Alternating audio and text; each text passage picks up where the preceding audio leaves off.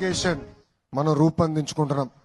పిల్లలు కాదు పిడగలను తయారు చేసే బాధ్యత మీ లోకేష్ తీసుకుంటాడని ఈ సభాముఖంగా రాష్ట్ర వ్యాప్తంగా ఉన్న తల్లిదండ్రులందరికీ నేను హామీ ఇస్తున్నా.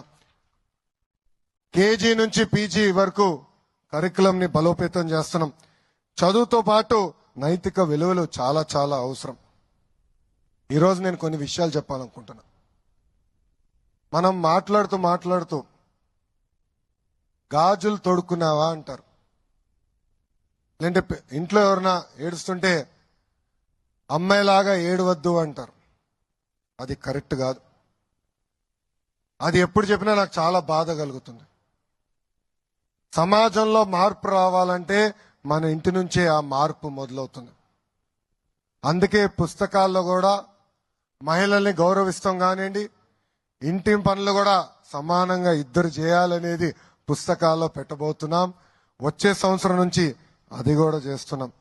ఇంతేకాకుండా ఆడ మగ సమానం అనేది పిల్లలకి పాఠశాలల్లోనే నేర్పిస్తామని ఈ సభాముఖంగా తల్లిదండ్రులందరికీ నేను హామీ ఇస్తున్నా. ఇప్పుడే గౌరవ ముఖ్యమంత్రి గారు చెప్పినట్లు పిల్లల్లో నైతిక విలువలు చాలా చాలా అవసరం. ఇది అనేక సార్లు గౌరవ ముఖ్యమంత్రి గారు నాకు చెప్తాం జరిగింది.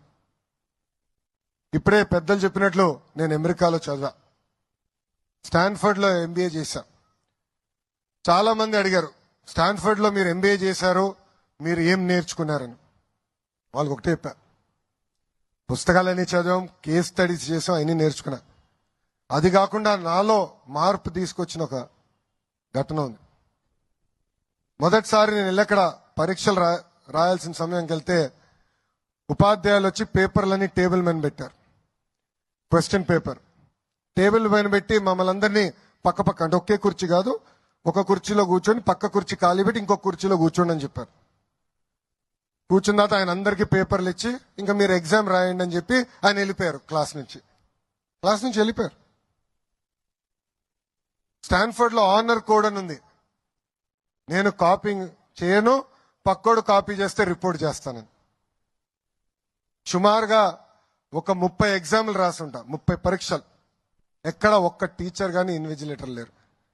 అందుకే అంటున్నా, సమాజంలో నైతిక విలువలు చాలా చాలా అవసరం. ప్రత్యేకంగా పిల్లల నుంచే ప్రారంభం అవ్వాలి. దీనికోసం గౌరవ ముఖ్యమంత్రి గారు సలహాదారుగా చాగంటి కోటేశ్వరరావు గారిని నియమించారు. వారి డైరెక్షన్ లో ప్రత్యేక పాఠాలు కూడా త్వరలో రూపొందిస్తున్నాం. దీంట్లో భాగంగా లైఫ్ స్కిల్స్, సివిక్ అవేర్నెస్, ఆటలు పాటలతో పాటు పిల్లల్ని చదివించే బాధ్యత మేము తీసుకుంటున్నాం. ఇంకా విద్యార్థులు సామర్థ్యాన్ని పరీక్షించేదానికి, తెలుసుకునేదానికి డిజిటల్ క్లాస్ రూమ్స్, కేవలం ఏదో టీవీ పెడతాం కాదు, టెక్నాలజీతో జోడించి డిజిటల్ క్లాస్ రూమ్స్ త్వరలోనే ల్యాబ్స్ కూడా ఏర్పాటు చేయబోతున్నాం. ఇంకా మీ పిల్లలు టెక్స్ట్ బుక్ లో ఏం చదువుతున్నారని కాకుండా చదివింది ఎంతవరకు వాడగలుగుతున్నారు, రోజువారీలో ఎట్లా వాడగలుగుతున్నారు, దానిపైన కూడా తల్లిదండ్రులకి మేము తెలియజేస్తాం.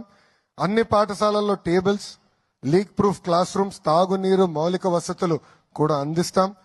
విద్యాశాఖలో ఏ నిర్ణయం తీసుకున్నా అందరితో మేము చర్చిస్తాం, ఉపాధ్యాయులతో చర్చిస్తాం.